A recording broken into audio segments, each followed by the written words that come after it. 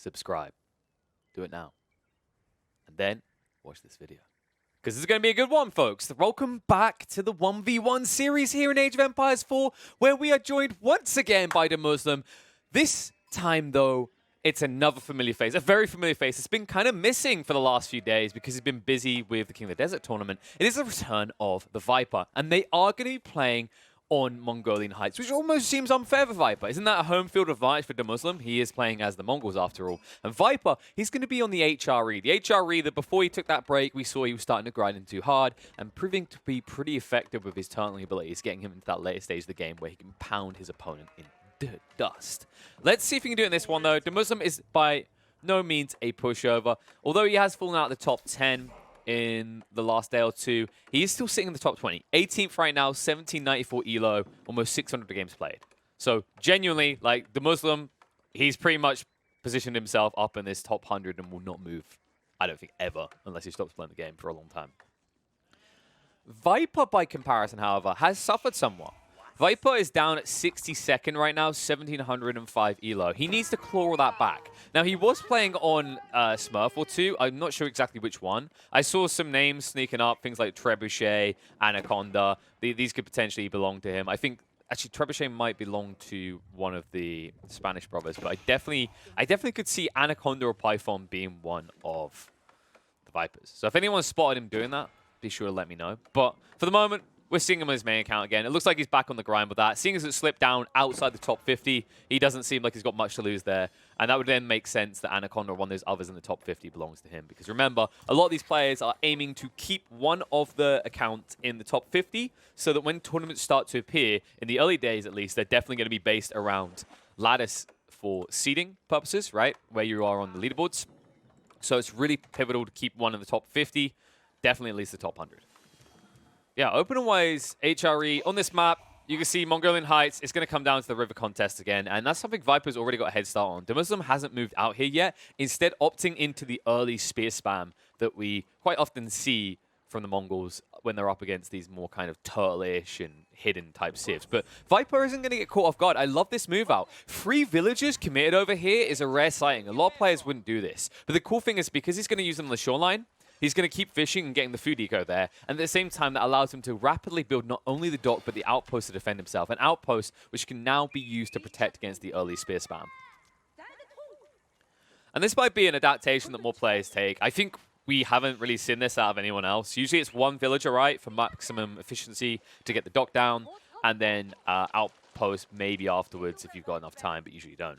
The reason he's able to do this, by the way, is the efficiency of HRE's early economy. The prolate making your villagers 40% more effective and carry 40% more means that he actually is able to support a dock a little bit quicker while sacrificing 3 people off of his lines in the meantime, and then also is able to afford the outpost while keeping up the fishing ships pushing out of the dock. Really impressive opening, actually. Smart thinking. I think a lot of players wouldn't have considered this. I wasn't really thinking about this. The fact that you'd be able to actually sacrifice 3 villagers like that. Because obviously, you know, you don't get any increased build speed like, for example, China. So if you stuck 1 villager out here, you're going to be waiting a long time to start seeing your returns. But able to just manipulate that early economy. And of course, that means he's going to be able to switch out of food on land pretty quick. Does mean, of course, one of the kind of teeter-totter weaknesses you can say is the HRE isn't going to be able to buff their food production rates via blessing these fishing boats. But honestly, it just doesn't matter. I mean, the gains, the fact that you're opening up a second production building quicker than any other civ is likely to do so, and able to sustain output out of it sooner, is quite the advantage to the HRE on the economy front still. So DeMuslim, decent spawn here, actually, with the tree line and the gold very close by. So he's kind of getting optimal value at the moment, but he does need to try and get on the water soon. You can see the dock is now dropping down, and unlikely to be contested considering he's got 6 spears out here. I don't know if you want to keep up this level of production at this rate. If you're DeMuslim, though, you might want to slow it down at this rate. I just don't think you're going to get much value out of past 6 spears at this stage in the game. Mainly because it's going to stunt you, right? You understand that you're playing against an HRE player, and an HRE player should be able to beat you in the race towards Feudal. The last thing you want is to be over a minute behind that HRE player on the way up to Feudal, in which case he can easily defend himself on the water with galleys, and you just won't have any solution. So, hope he doesn't continue to trickle out the spears, but for the moment, it looks like he's added 1 or 2 more. Yeah, he's keeping it going. I wonder what his intention here is. I mean, Viper is exposed in this gold vein, but that's not something he knows, right? We only know that because of God Vision. DeMuslim hasn't even found this God Vein yet. And if he tries to raid in here, you can already see the Viper is ahead of him in that he's dropping a second outpost, so he's going to have ample protection, really. Oh, but he's not building quick enough. Chase in. He's going to get cut off. He needs to complete the build. It's going to be close, but he should be able to garrison just in time. And now this is cool, right? Because maybe with this many spears, you burn through one outpost. Two might be a little bit problematic. We'll see, though. That's one spear down already. And that is going to cover the tech up, so Viper is protected for that. And you see, I like this position. DeMuslim, he quickly shifts his spearmen across a little bit so that when they fall out that outpost, they should be able to immediately jump into the new one. But he's already getting out early. Repair spam. And then baits them in deeper. And the villagers! Viper is sending out so much of his economy here. So he's guarding this full-on outpost to be garrisoned and repaired, realizing that his opponent is heavily invested into this early military presence. So shutting him out here would completely stunt DeMuslim's growth in this game. The problem is so many villagers are going to be exposed as soon as this goes down, and that's why he keeps rushing to repair it. And that's going to be good enough. It's going to keep it up and active. And the cool part about this, by the way, a small detail to highlight that Viper's doing here, it's not only that he's getting these clutch repairs and barely losing any villagers for it, it's the fact that he's not getting out of the raise status. If he puts out of the raise status, I'm pretty sure that gives additional trickle of resource, right? So DeMuslim would get more food and gold every time. Really important detail there. In the end, big hit to Viper's economy, right? So DeMuslim now has the edge. Yes, he invested a lot into this early military presence, and yes, he's not going to be ready for the tech up, only just reaching it now. But considering you only were able to invest 3 workers into this because you sent so many to the front, and you still lose, what, 5 of them, wasn't it? I think it was about 5 in total. Then you're at a distinct disadvantage now. Even with your more efficient economy, because you're still going to be militarily pressured, and your opponent is on the water, something that I don't even think Viper spotted, right? Because he's been full priority on this. He hasn't been able to actually check for that yet. So, wonky situation now for the HRE player. This Arkan Chapel, fairly far out, is somewhat exposed along the gold vein, and you don't have any protection for it right now. And I'm just surprised just how quickly the Spearman raised that to the ground. But you can see the power of Mongols still in the early game rush, right? It's something we're not used to seeing at the moment, just because most civs, most players tend to just chill for the first 5-10 minutes and maybe have a small army but not get immediate pressure. But DeMuslim already just educating us on how you can still be very active and present in the first 10 minutes. Oh, these villagers. Oh my god, are they stuck? Oh my god, he's trying to... oh, he can't. Nice idea by Viper. Viper tried to trap them in there. He tried to get the fishing boat in front of them. Unable to do so, though. Galley is now being built, but it's going to be too late. This outpost should go down in time, and that's going to be a bit less comfortable, shall we say, for Viper now on the waterfront as a result. DeMuslim continue to just trickle out occasional spears. Outposts on the crossing as well. And of course, the more aggressive outposts you get down, like, they're not just the initial aggression, they're actually very valuable later on in the game, right? Because it becomes your network for that mobility. And that mobility factor cannot be underrated. It's such a potent element of the Mongols. It's why if you think about the early days, very quickly everyone clocked Deerstone was the way to go, and everyone played around Deerstone type rushes to quickly reinforce on the other side of the battlefield. In fact, you can even see it coming into fruition here, right? DeMuslim, with this range, this insane range on Deerstone, able to buff up not only his eco lines, but also his military. And that military raiding in the base again. Even more villagers being sniped out. So Viper is finally counting this out. He did go into the early archery range, which you absolutely have to do here. But he's already taken heavy hits, right? 27 compared to 32. Now, considering the efficiency of the HRE's economy, it's still even, right? Like, with the prelate buffs, you actually are still ahead. But it's important that DeMuslim gets that gap, right, to make it an even ground so that he can actually scale. Because if he can get to the castle age around the same time, what that enables you to do as the Mongol player is that allows you to just strip mine the entire map with step read out. And that means that you can match the gold intake of the HRE player. And more importantly, by having this early military presence, you're also able to potentially stop him from gathering his relics quickly. You also already have the advantage of 3 relics being located on your side of the map, right? Something I would love to see changed about the generation, by the way, is I do feel like one of these relics should spawn on one of the passes, right? On one of these fords. So that it's actually full on central. And then you have 2 on one side and 2 on the other. It seems wonky to me that one side basically gets 3 relics every time. Because, of course, guarding these choke points can be quite the boon to your map control. And also, when you're up against HRE or the Rus, you know, if you have it in your favor, thumbs up. If you don't, then it can be very crippling to your mid-game. Gali. Just pushing back the fishing vessels, but now the galley is cut off, so it's stuck on this side of the map, and the light junk should be able to beat it, right? Dock home field, not to mention the damage it can throw out. So. Needs to get more on the water if he wants to defend this. But Viper right now, just not looking to contest it, right? And you can now see the sneaking from DeMuslim and Viper. Oh, he sees it. Barely, though. And the problem is that even if you see it, you don't want to move away from here, right? You want to be on these shoreline fish. Now, one thing to be highlighted is DeMuslim keeps investing a lot of village in this, right? So that economy advantage he has on land isn't there now because he brings so many villages out to do this. So they're not gathering actively. But they are getting even more outposts down. And this is punishment upon Viper, right? Because he didn't decide to get another boat out on the river, right? Instead, he rushed that Regnitz Cathedral, as we see a lot of HRE players do. He's not able to actually defend against this, and he's going to be pinned in on the dock front. And this Regnitz Cathedral, not exactly that fast, really, if we're being honest. Stable is being dropped as well, so what are we going to see is the question. Your opponent has been going Spearman so far, which makes the stable a bit wonky, in my opinion. And you're probably, anticipating he might go into archers, so I guess Horseman might be the play that Viper's considering, but you don't have that info yet. You are playing blind, and while I think composition is good, this might have been a game where man-at-arms could have been solid. I think the only reason he doesn't want to do a barracks in this state, folks, is because he is up against a Mongol player, so he has to consider that Yam movement speed as the game goes on. Yeah, movement speed this time. The gap closed on the fishing boats already, so another one sunk. And Viper, now in an uncomfortable situation where he quickly needs to gather the relics, and he also needs to prep for a rapid tech up in the imp age, if anything. He needs to try and offset DeMuslim's aggression, get imp age, and then rebuild his economy, and outscale DeMuslim, right? Courtesy of the Pulse of Swabi that allows you to build villages 4 times as quickly. FK workers, but Regnitz Cathedral still complete. Had to walk back due to the wolf, but is now gathering the first of the relics. Hasn't sent out a second prelate, though. In fact, yeah, he's got another prelate here, but he's not moved him out at all. By the way, I think that's another thing that played into what Viper was doing on the waterfront earlier, where he sent out so many villages.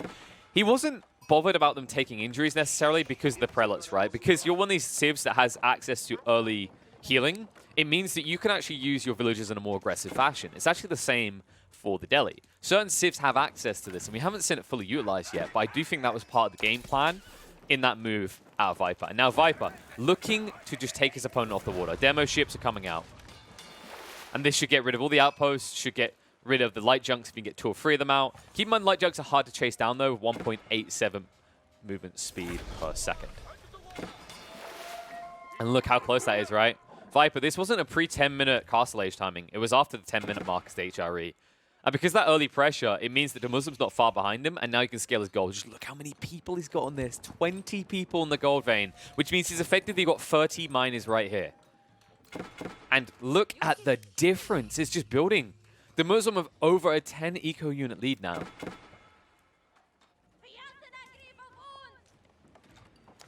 The question is, what is the play if you are Viper?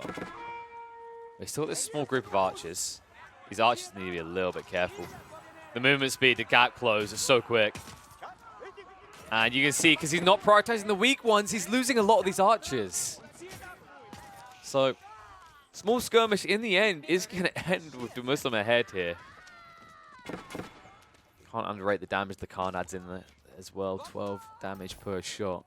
And he's going to be too late, though. He's beaten to the punchline. He's not able to go on top of that relic and guard it for an extra half a minute or so. So Viper has banked 2. You're quite comfortable with this. You would like to get your hands on a 3rd. But the other cool thing about what DeMuslim has been doing with this outpost network is he's guarding the most likely 3rd relic candidate, right? So if you want to get another one, you're going to have to go all the way to the north and then west and across the ford that could easily be guarded by 1 or 2 light junks.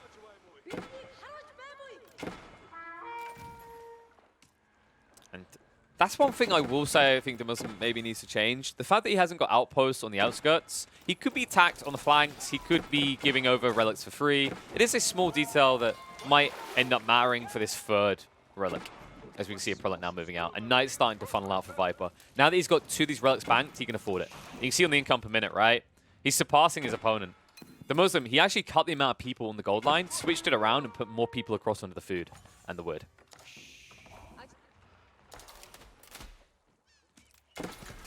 Now it's upgraded outposts. We're quite well defended. You see the effective range of the Springald, right? Just sniping out these outposts slowly. Can't get the second one, but we'll get the one that I believe is actually giving vision. So might not be able to actually still snipe. And that is... oh, no. Don't use the demo ship like that, please. You feel the inefficiency. Meanwhile, in the north, they did finally sink the galley, and there we go. That's the outpost I want to see. DeMuslim has now got control around this relic. So if you ever want to get that as Viper, you not only have to push upriver, you have to push upriver past the defenses of the Mongol player here. The Mongol player that could, if he wants, go into explosive junks himself. It's just so far hasn't chosen to do so. Yeah, the Springald is actually going to town on the Mongol player right now. He can't get close enough. On this demo ship. DeMuslim, is he paying attention? No, he's not. They're going to get boomed. He sinks free for the one. DeMuslim, distracted elsewhere, trying to manage his economy, shifting his man-at-arms around in the back, doesn't notice this and loses the fleet. He still has his fishing vessels, but now he needs to rebuild some sort of defense on the sea. And I don't think he's even realized that they got sunk. So now, look, more demo ships. Viper can just run up and sink your whole food economy, right? And then you're forced to rely on land. Land where, by the way, you're not really ready for that because you haven't started to build into the pastures yet, right? Like you can see on the berry bushes, but after that, no pastures still exist at this point. Here it comes. Choo-choo from the demo ship. Sends it straight in past onto the fishing fleet. In deep here. And maximum value. 6 fishing boats gone just like that. That's such a big hit. DeMuslim now 48 eco to the 44 Viper. And Viper, although he's not going for that Imperial Age rush we might have suspected, instead he does this. He drops a second TC. Make that 3 TCs as he's going for the third now. And this is such a rare sighting. We don't see this out of HRE players. HRE players are all about that tight economy, that focus on going immediately into Imperial by about 15 minutes, and then you build up your villager count at that stage, courtesy of the landmark that basically functions as 4 TCs in 1, with reduced cost on producing those villages. But no, this time around he's like, okay, I realize I'm going to have to be in the castle age. I realize I'm going to have to pressure you. I can't allow this to just chill. You're scaling too effectively. So he's starting to find the rapid aggression, right? He's even sending in knights to try and skirmish here. It is a bit wonky up against the Mongols, and you can see that he's building the outpost to keep it that way, right? Because with these outposts in place, you juice up the movement speed significantly on these units. 1.44 for the spears, and then 1.29 for both the crossbowmen and the man-arms.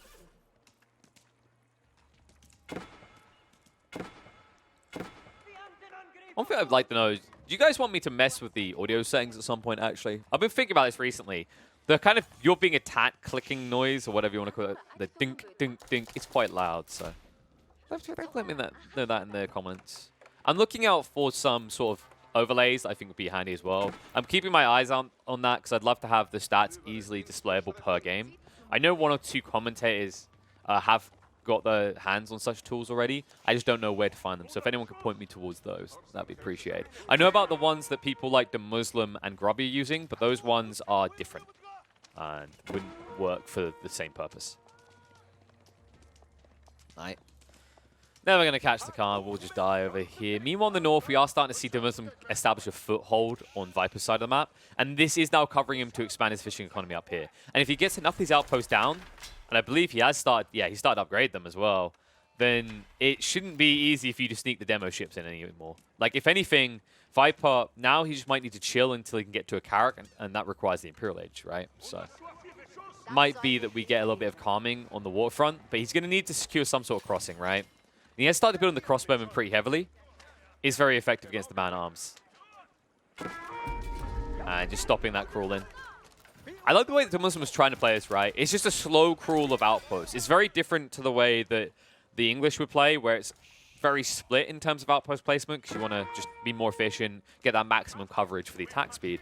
For DeMuslim, it's just a creeping offensive line, right? You're trying to force your opponent in range where you could hit him with the arrows as well as the sprints. And now step redoubt is relocating over. So DeMuslim starting to become a little bit more vulnerable on these fronts, but because he has the outpost coverage, like we mentioned before, these movements aren't really scary for him.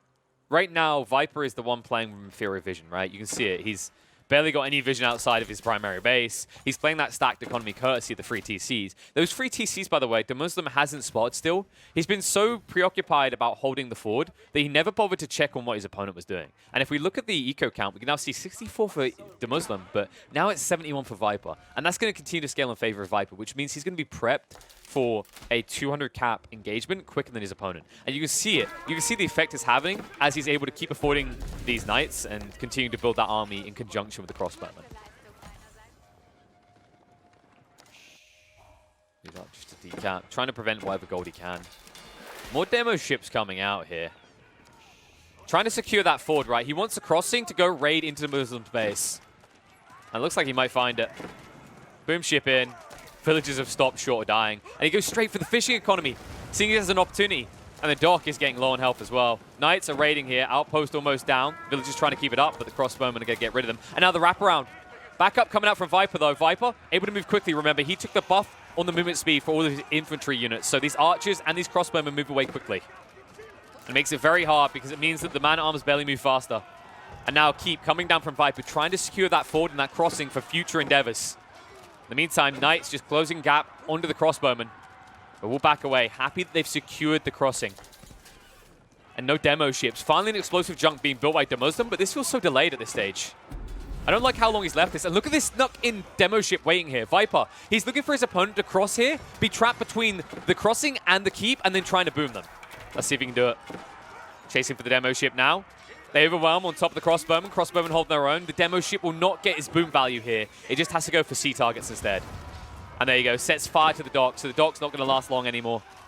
And it looks like Viper is holding this back now. You thought DeMuslim might have the advantage, but that is just not the case. These crossbowmen cannot hold out.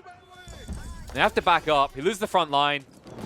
Viper keeps it going. Oh, damn. He loses a chunk of those crossbowmen there, though.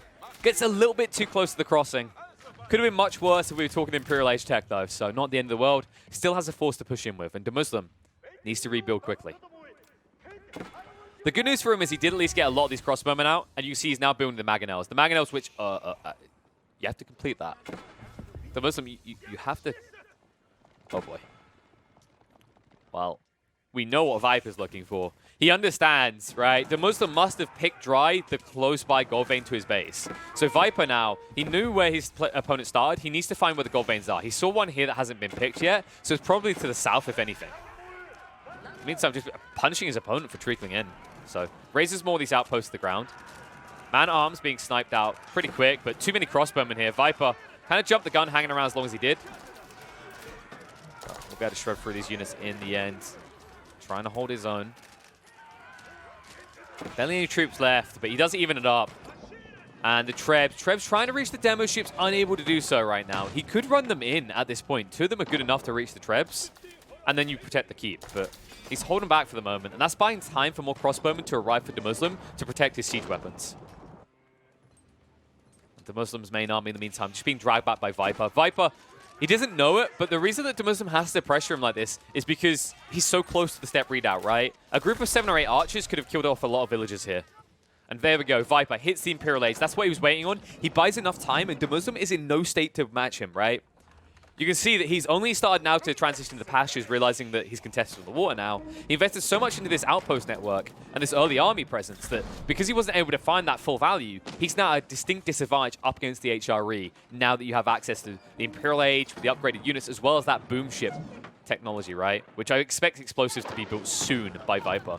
It just allows you to completely choke out control of the map across the river. There we go. Emergency repairs. Always a frustration to deal with when you're up against HRE. Usually the way you deal with it is you go for a different target afterwards, but you just don't have an option here. And oh boy. Here come the demo ships. Straight in towards the Treb line, and boom. Oh no, he didn't get close enough! Whew. Bullet dodged by DeMuslim. However, can he kill this quick enough? Remember, emergency repairs. 30 seconds until it's available again, which is why villagers are working in the meantime. And I think he's able to keep this up and healthy. DeMuslim, he needs more siege weapons to get through this. Look at that village count. 110 compared to 73. The other knock-on effect this is now going to have is it means that Viper can aggressively keep sacrificing 10, 15 villagers at a time and replacing them if they die almost instantly, right? And that's problematic for a Mongol player because a Mongol player can get caught off guard by that. He can't do similar, and it means that you can end up surrendering giant chunks of land, important parts of the map, over to keep drops coming out from your opponent. All these Mangonels now. Are we going to see the Springles is the real question. No signs shown of a Springwood army being built yet by Viper. Viper's still buying time here. He hasn't got a dock anymore, and this is kind of a mistake to not rebuild. I think he's missing a trick here. He really needs another dock. He needs to get an explosive tech, and he needs to choke his opponent out on these crossings, right? Because with the explosives tech, it's just absurd the range you get on the boom. And instead it's going to be Bombards. So Bombards, a good solution to everything being done right now. There is a Springwood that's been built by DeMuslim, but keep in mind the Bombards can snipe you out fairly fast here.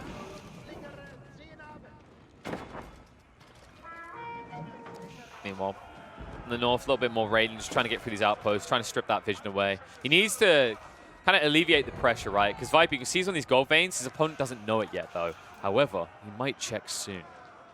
Oh, he sees the outpost. He's not pushing in, though. That's kind of surprising to me. You should know your opponent is here, right?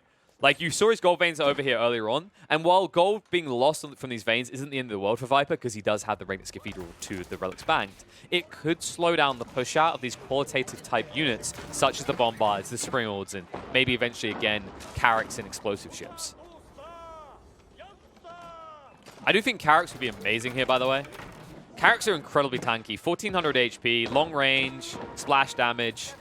Nothing on land right now that DeMuslim has would counter it. He would have to rebuild that dock first, and he hasn't done so. And meanwhile, in the north, he does move in, finally.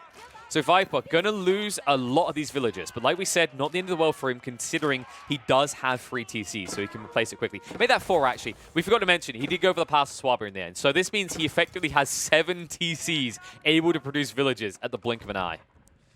That's the power, guys. That's what HRE is all about, you know? You could talk about, oh, HRE's early game presence. How should we play around that? But this is why so often the players aim for that late game Imperial Rush, right? I say late game. That mid game Imperial Rush at 15 minutes odd is because you are able to recover your economy so quickly and you scale so much better as a result. The only pressure against doing that is early game pressure, right? It's the worry that your opponent might try and rush you. And we saw DeMuslim did attempt that, but Viper's turtling was just too effective here. There was no easy entry, and part of this comes down to the weakness of ram rushes now. They're a lot weaker than they once were. Charged in by the Horsemen. Get on top of those crossbowmen, and look how quickly they die to the Elite Horsemen. Elite Horsemen doing 26 damage per poke to these crossbowmen that have 80 health. And it's going to be an effective trade for Viper. The Muslim forced back across the ford. And he has a problem, right? He still hasn't scaled up. He's still outmatched here. He's draining through all of his gold veins quickly, and he's still not managing to go up the Imperial, which means that he's outmatched in terms of quality per units. And that creates the space for this. This is what Viper done this for, by the way. It was all about stripping away the vision control again. Viper, more so than most players, understands the critical importance of just stripping vision away from your opponent and getting your own up, right? Like, look how much coverage he has now across his map. He sees almost every piece of land on his side of the map. Compared to now DeMuslim, he's still hidden on the backsides. He's funneled in towards the forwards. So if he ever loses control there, he loses complete vision control of the game and thus has no information on what's coming. And that's why he pushes in now. Trying to ramp up the pressure, sees his opponent is split, saw that trade on the west side, takes advantage of it immediately moving in. Springwell's being sniped in the back. So many man-at-arms here, though. DeMuslim. Khan might be dead, but the push isn't. There's just so many troops here. And now the Culverin coming out. He hasn't got anything to protect this, though. Villagers will re-garrison. Culverin now going to be sniped out. That's a pricey investment there as well. Remember, the Culverin's 400 wood, 600 gold, lost just like that. And the keep might be lost soon as well. Emergency repairs is about to come off cooldown, so we'll buy more time. And there's only 2 trips here still, right? But with this many units trying to race you to the ground, you need a solution. You need it quick. And I wonder if he needed more infrastructure. Like, 2 archery ranges just doesn't feel very good. Sorry, 3 archery ranges just doesn't feel good here. You feel like you need 4, 5, maybe 6. In fact, did he even get the... Yeah, he did get the training speed upgrade from the blacksmiths, the academy. So he is getting units out quicker at least.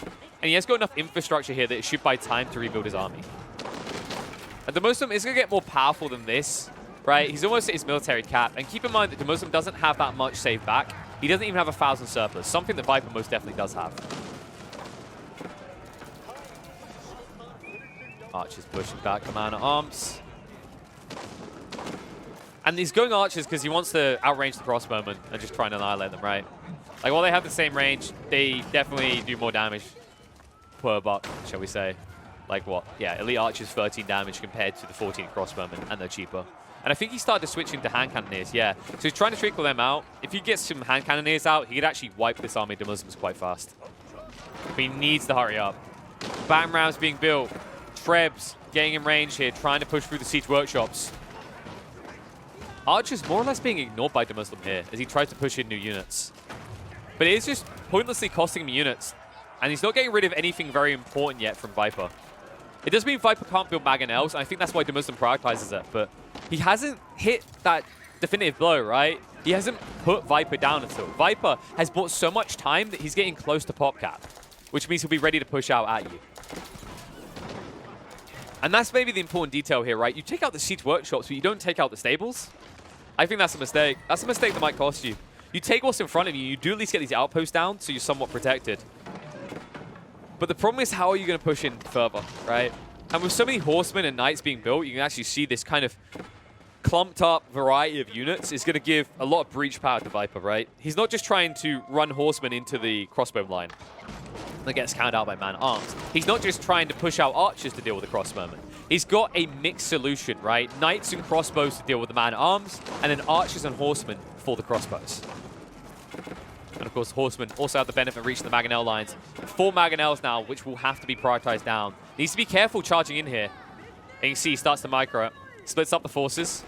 He's looking for a pincer maneuver, because he realizes DeMuslim is uncomfortable right now. With mobility on his side, on the home field, Viper's going to look to push it. Staggered formation moving in. Mangonel's slow to move away. He's trying to bait his opponent to engage here, and he's going to engage right now. He doesn't get the charge off. He runs deep and engages on multiple fronts here. Burns through the Mangonels, goes for the back line of Springles, and tries to get through the Trebs in the meantime. And these archers, they are doing God's work right now. Man-arms, the army is burning through fast. There's a lot of crossbowmen left, but no siege weapons anymore. And remember, this was a cheap solution. The archers aren't that pricey, so Viper can easily replace them. Didn't get the other 3 Mangonels, actually. Wow, did he even get one? I think there was a new Mangonel coming. There must have been. It looked like he burned one in the front, and there's more being rebuilt. So Viper, still no solution here. Has started to do the occasional Springald. But he needs 4 or 5 of these. He needs to instantly start getting rid of these Mangonels. Because his opponent, one of the advantages that the Mongols still have, especially in this situation, is building out in the field, right? As he builds even more Mangonels. And the Muslim is starting to do this, man. Viper did rebuild the siege district back, is building Mangonels of his own, understanding that the crossbows are an issue right now, and they're always clustered. But he needs to rebuild this army, right? It pretty much got wiped. He's down to 30 military units compared to 118 for DeMuslim. DeMuslim might not be able to instantly replace a wiped army, but he's able to keep up the constant treacle. And because Viper is on the back foot like this, it's never a detail that matters that his economy is weaker than Viper's.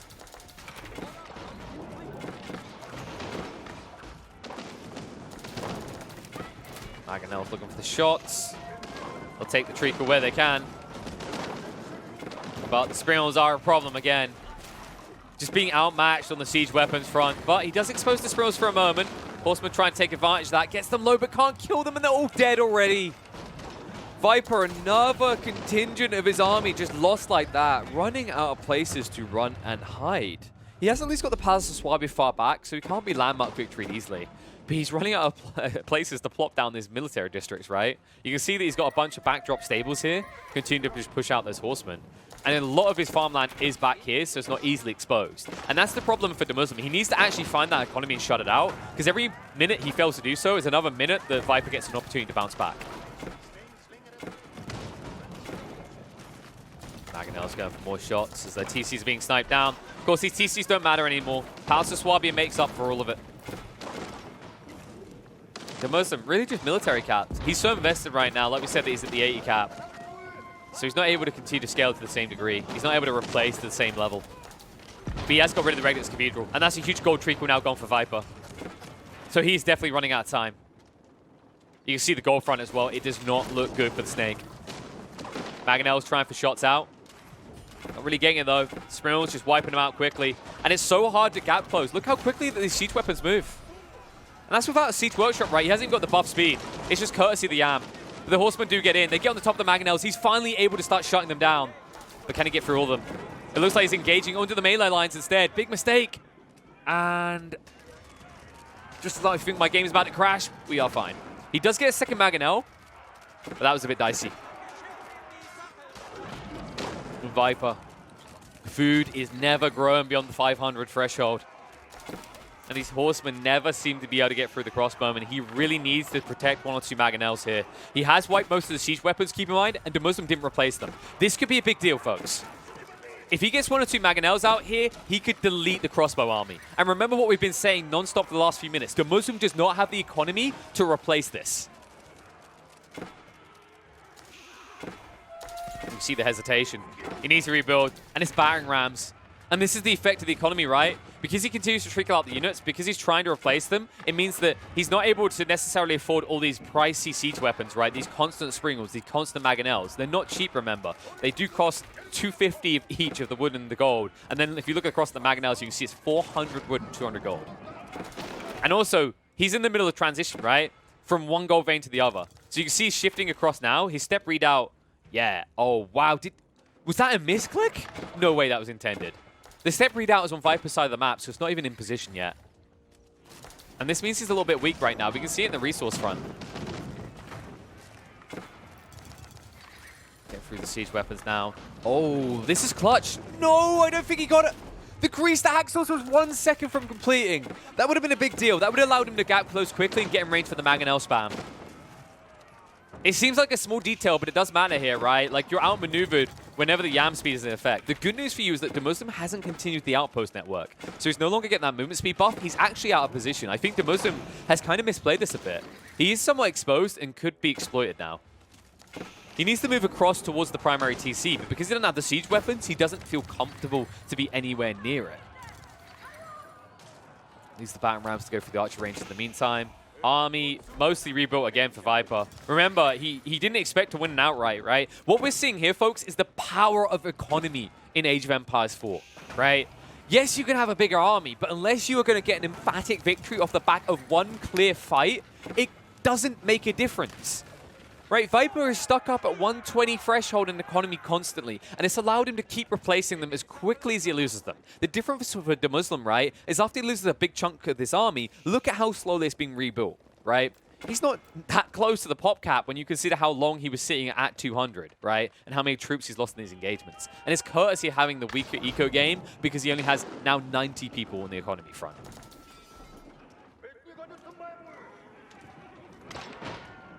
Ranks are being rebuilt. Viper just trying to grab back that huge chunk of gold. Remember, every minute that this Regnant Speeder is down is 600 gold per minute out of his economy.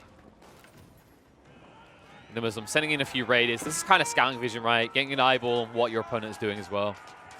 Remember, every building he raises this, by the way, and this is why it's also important DeMuslim keeps up pressure. Every building he raises, he's getting that 50 food and 50 gold.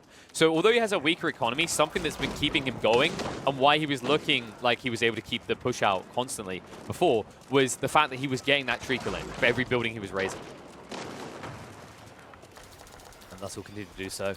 Yeah, and I like this move. Just get a few man-at-arms on the farms. Remember the farms count as well. 50 food, 50 gold. I don't know if he got the increased... No, I don't think he did get the increased rating. Could be wrong, though. I mean, we'll see in a second when he raises this building, right? But Viper, he's just being very patient here.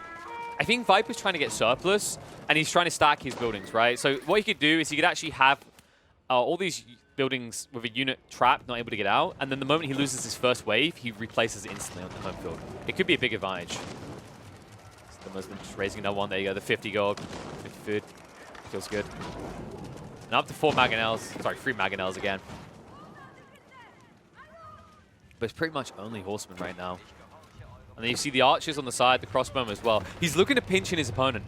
He's actually inviting DeMuslim into his base on purpose right now. He wants to get him out of position so he can do exactly this. Look at the horseman wrap. The outpost is going to spot it, and he has to retreat through the fold. Archer's going to be too late to move from Viper, though. However, they are now coming. And Horsemen trying to get around the back here, but they're getting shredded quickly by the Mangonels. They're getting ranged. They actually target the Springald instead, so we lose the Horsemen once more. And the attack speed on these crossbowmen are causing issues for Viper. Never able to get that big dent. Instead, he's now going to go to strike at DeMuslim's economy. So that was the idea, right? He only used half the horsemen, but now the cool part about this is DeMuslim, for the most, thinks that's the army, right? It's like, oh, that was his horseman? Pathetic. And although he'll scout out the horsemen moving in now, these horsemen, if they can actually find the eco lines, they could put a huge dent in DeMuslim. That means he'll only have one big army left to push with. And they guessed wrong. They looked over in the wrong place. DeMuslim already shifted away from this gold vein, so he's going to have to go deeper. Meanwhile, on the home front, has built his own Mangonel army, slowly getting through these outposts now. Springolds can start to target down the Mangonels, but they're just walking out. What are they doing? Oh, dear. Well, he should at least be able to get one of these Mangonels, but that is not what we call an economically viable trade. Maybe it is for Viper, just given his infinite surplus of food, gold, and wood, but it still feels wonky to spend 750 of wood and gold to get rid of nothing. Almost get rid of a Springald and a Mangonel. And here come more horsemen. Viper, this constant push out. Look how weak DeMuslim's army is now. A few hits from the Mangonels, and a slow, very, very slow replacement of those troops is going to put him at a huge disadvantage now. DeMuslim pushed once again back to the fold for the first time in several minutes, it feels like. And with the Mangonels here to play, the horsemen are just baiting you in. And he might target out the Mangonels finally, but his main army is gone. You can see, look at the retreat. DeMuslim, he got too greedy. He was moving the step redoubt over to Viper's side of the map, because that's how finite the resources have become at this stage. And now, because he saw them running across, look at the position in this small army from Viper. He could run back and snipe out a lot of these villages that DeMuslim has. But he's focused on the front. He just cares about military force right now, because he's started to produce into the Knights again. The elite Knights that will shred through the crossbowmen when they're split into small groups. And these crossbowmen, I don't know about this DeMuslim. Crossbowmen to deal with archers is not the way to go, my friend. That superior attack speed with no bonus damage coming out for you will put you at a sheer disadvantage here. And now the step redoubt, he knows the location. He understands how desperate DeMuslim is. Viper continuing to scale infinitesimally, it seems, right? With double the gold income per minute, superior food income, and a surplus of 4,000 gold. He can afford to divide, push out cheap cannon fodder crap, or go for the quality units in things like Knights and hand cannoneers. The choice is his. Right now, the choice is to slaughter the Muslim civilian line, right? Nothing civil about this engagement, shall we say. Because the Muslim now sitting down at 80 eco. Viper, he stopped replacing it so hardcore at 90 at this stage because he has such a big surplus. He wants a bigger army. And these archers, not too bad. The problem is the amount of man-at-arms that the Muslims now got out to replace his previous army needs to be addressed again, which means that Viper needs more crossbows. So he will start to back up. The horseman, once again, just buys so much time, though. He's never really losing these archers, and that's kind of important here. The archers, they're given a little bit of time. You can see how effectively they trade out with the crossbowmen. Are engaged once more by the man-at-arms. This raiding force still hasn't done anything for Viper, but he doesn't need to at this stage. DeMuslim, his eco line is at Viper's base. So if Viper overtakes a victory now, if he pushes DeMuslim back to the fold, he will take the game.